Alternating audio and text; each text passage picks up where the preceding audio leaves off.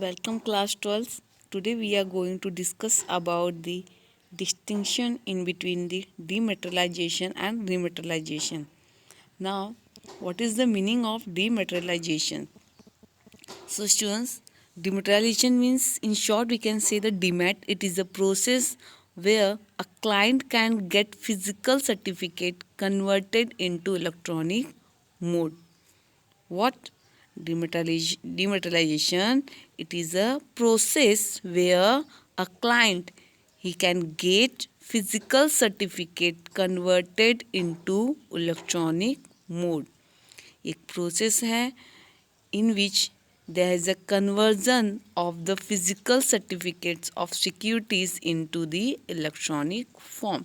मतलब जहाँ पे एक फिजिकल जो सर्टिफिकेट होता है सिक्योरिटी का, securities means securities in the sense shares, debentures, bonds etcetera, उसका जो फिजिकल सर्टिफिकेट होता है उसको इलेक्ट्रॉनिक मोड में या फिर इलेक्ट्रॉनिक फॉर्म में कन्वर्ट हो जाना, दैट इज़ द डीमेटेरियलाइजेशन। मीन्स किसी भी फिजिकल या पेपर फॉर्म का एक इलेक्ट्रॉनिक फॉर्म में मीन्स ऑनलाइन फॉर्म में कन्वर्ट हो जाना, दैट इज़ द डीमेटेरियलाइजेशन, जिसका फिजिकली जिसको हम टच नहीं कर सकते, जो सिर्फ इलेक्ट्रॉनिक फॉर्म में कन्वर्टेड होंगे। Okay, now rematerialization, it is just opposite of the dematerialization. It is the process, it is also called as the remat. It is a process whereby a client can get his electronic holding of securities, means whatever he hold electronically, that is converted into the physical certificate, just opposite of the dematerialization. It is the process where a client can get his electronic holding of securities converted into physical certificate. Means the client has to give written request for the rematerialization. Okay, so it is the process of conversion of electronic form of securities into physical form. ये कौन सा process है? यहाँ पे client जो होगा वो अपने इलेक्ट्रॉनिक फॉर्म को कन्वर्ट कर सकता है, जो भी उसका इलेक्ट्रॉनिक फॉर्म होगा, जो सिक्योरिटीज़ वो हेल्ड कर रहा है उसके इलेक्ट्रॉनिक फॉर्म को वो कन्वर्ट कर पाएगा किसमें? Into the physical form, means in a paper form, in a certificate form.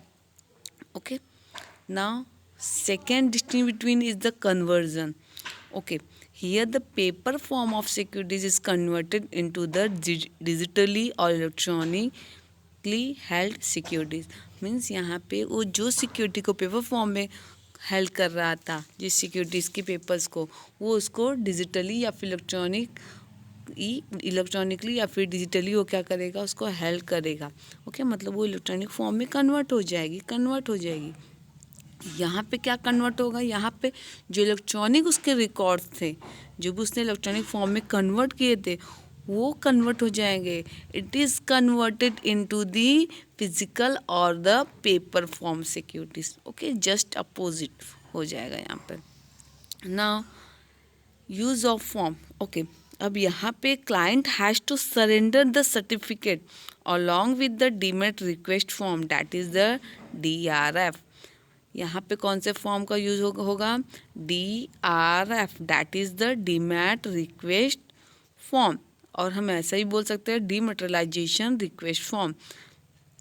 Okay, means यहाँ पे क्लाइंट क्या करेगा? अपने सर्टिफिकेट को सरेंडर करेगा किसके साथ? Along with the demat request form. Means उसके पास जो भी पेपर फॉर्म होगा, जो भी उसके पास फिजिकल फॉर्म होएगा उसकी सिक्योरिटीज़ का, उस सर्टिफिकेट को वो यहाँ पर डीमेट रिक्वेस्ट फॉर्म के साथ सरेंडर कर देगा, सबमिट कर देगा. Okay, for the conversion into the डीमेटेरियलाइजेशन. So it uses the DRF. यहाँ पे क्लाइंट को ये DRF फॉर्म फिल करके देना पड़ेगा with the certificate, that is the request form from investor to depository participant. मतलब यहाँ पे जो इन्वेस्टर्स है, जिसने पैसे इन्वेस्ट किए कंपनी में, उसने कंपनी के कुछ शेयर्स या फिर डिवेंचर परचेस किए होंगे, तभी तो अपने पैसे उसने इन्वेस्ट किए हैं। तो वो जो उसकी सिक्योरिटीज़ के जो पेपर उसके पास होंगे पेपर फॉर्म में, वो अब डिमेटलाइज फॉर्म में कन्वर्ट अगर उसको करना होगा तो यहाँ पर वो कौन से फॉर्म का यूज़ करेगा, DRF फॉर्म का यूज़ करेगा। It means demat request form का यूज़ करेगा, और उसके साथ वो अपना सर्टिफिकेट भी सरेंडर करेगा, किसको, डिपॉजिटरी पार्टिसिपेंट को ना। रिमेटलाइजेशन में जस्ट उल्टा होगा, वो यहाँ पे क्या करेगा, वो यहाँ पे एक फॉर्म यूज़ करेगा जो भी, और उसमें वो रिटर्न रिक्वेस्ट करेगा, और रिटर्न रिक्वेस्ट के साथ साथ वो एक फॉर्म को भी फिल करेगा। उस फॉर्म का नाम रहेगा RRF, that is the remat request form या फिर रिमेटलाइजेशन रिक्वेस्ट फॉर्म। ये भी फॉर्म कौन देगा, from investor to the depository participant, means the client has to give the return request in the form of RRF to the depository participant. Okay, now sequence, this is an initial process, it is a primary and principal function of the depository. ये initial process मतलब starting में तो सबसे पहले यही process होगा, और यहाँ पे सबसे पहले जो भी सर्टिफिकेट्स होते हैं वो क्या होते हैं, इलेक्ट्रॉनिक फॉर्म में ही होंगे। लेकिन ये रिमिटाइजेशन कैसा है, ये रिवर्स प्रोसेस है। It is the secondary and supporting function of a depository है, ये सेकेंडरी फंक्शन है। और जो भी जितने भी सर्टिफिकेट होते हैं वो पहले डीमेट फॉर्म में होते हैं, देर आफ्टर वो रिमेट होते हैं, मतलब वो पेपर फॉर्म में रिमेट हो जाते हैं। Okay, now fifth, identification of securities. Now dematted securities have no distinctive number, they are fungible. ये क्या होते हैं, फंगिबल होते हैं, मीन्स इनकी कोई जो इनकी शेयर्स और सिक्योरिटीज होती है इनका कोई डिस्टिंक्टिव नंबर नहीं होता। ओके, ये फंगिबल होते हैं। फंगिबल मीन्स जैसे लैंड क्या है, वो फंगिबल नहीं है, that land is not fungible as every unit of land, because ये उनकी जो हर लैंड की जो कीमत होती है वो डिफरेंट होती है अनदर वन, मतलब एक लैंड की कीमत हम दूसरे से नहीं लगा सकते। ओके, सो हर लैंड की कीमत क्या होती है, डिफरेंट होती है।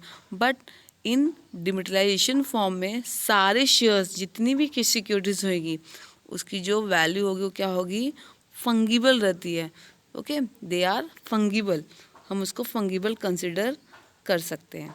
ओके, बट इन रिमेट में the remit securities will have certificate, इसके पास सर्टिफिकेट होते हैं, and it has the distinctive number, मतलब हर जो सिक्योरिटीज होगी, जो शेयर्स होंगे वो क्या होंगे, एक दूसरे से अलग रहेंगे। Okay, so company issued a distinctive number for the each security. Okay, so identification of securities कैसे होगा कि डिमेटेड जो सिक्योरिटीज़ होंगी they have no distinctive number, they are fungible, वो सेम यूनिट के होंगे, उनकी वैल्यू सेम होगी। ओके, सो फंगिबिलिटी क्या होती है, ये इंटरचेंजेबल होती है, हम एक की जगह पे दूसरे दे सकते हैं।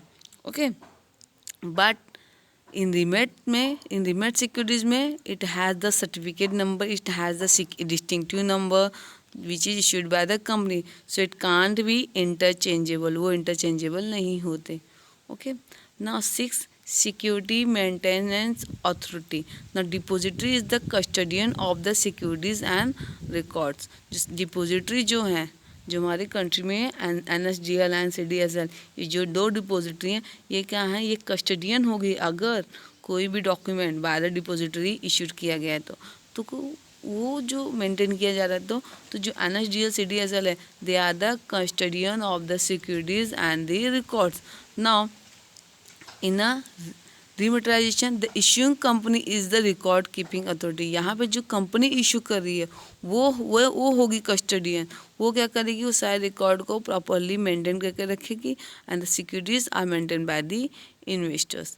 और जो सिक्योरिटीज़ होगी उसको कौन मेंटेन करके रखेगा, इन्वेस्टर, बिकॉज द सर्टिफिकेट किसके पास है, मेनली इन्वेस्टर्स के पास है। जो पेपर सर्टिफिकेट है वो किसके पास रहेंगे, वो रिकॉर्ड तो इन्वेस्टर्स के पास रहेंगे। तो जो भी सिक्योरिटीज़ होगी वो प्रॉपरली कौन मेंटेन करके रखेगा, इन्वेस्टर मेंटेन करके रखेंगे, और जो रिकॉर्ड्स है वो प्रॉपरली कौन मेंटेन रखेगा, कौन कीप करके रखेगा प्रॉपरली, इशूइंग कंपनी।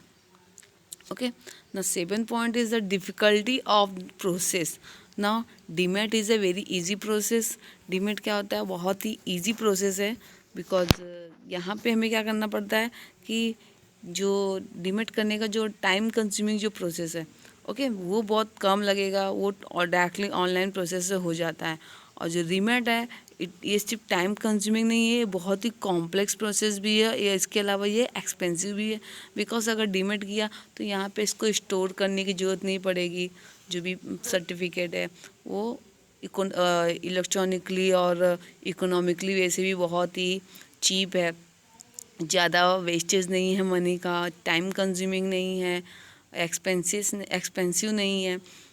यहाँ पे स्टोरेज का भी कोई प्रॉब्लम नहीं होगा डीमेट में। कोई भी हमें ऐसा स्टोरेज रूम नहीं लेना पड़ेगा सारे डॉक्यूमेंट प्रिपेयर करने के लिए, उनको मेंटेन नहीं करना पड़ेगा, फाइलिंग नहीं करने पड़ेंगे। बट इन रीमेट में there has a storage problem, filing problem होगा, प्रॉपर प्रिंटिंग प्रॉब्लम होएगा, एंड देन आफ्टर द जो पेपर है उसका भी वेस्टेज लगेगा, डिफरेंट बहुत सारे वेस्टेज होंगे। It is a very complex, ध्यान देना पड़ेगा कि जो भी इसमें लेटर्स यूज़ किए गए हैं, पेपर्स फोल्डिंग नहीं होना चाहिए, लॉट्स ऑफ उसको प्रॉपरली मेंटेन करके रखना पड़ेगा, मीन्स वो कहीं लॉस ना हो जाए, डैमेज ना हो जाए, ये सारी बातें देखनी पड़ेगी। So it is a very complex process, very expensive, very time consuming process.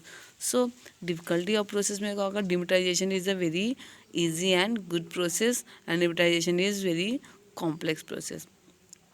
Now एक लास्ट पॉइंट आप देख रहे हैं, very important point has given, this two process are diametric opposite of each other. ये जो दो प्रोसेस हैं ये एक दूसरे के जस्ट अपोजिट हैं, because remat reverses the result of demat. जो रीमेट है वो किसका अपोजिट है, डीमेट के रिजल्ट।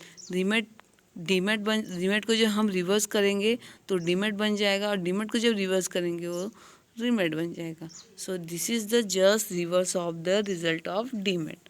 ओके, सो ये था हमारा distinction between the dematisation and rematisation. मिलेंगे नेक्स्ट वीडियो में एक नए टॉपिक के साथ। Thank you.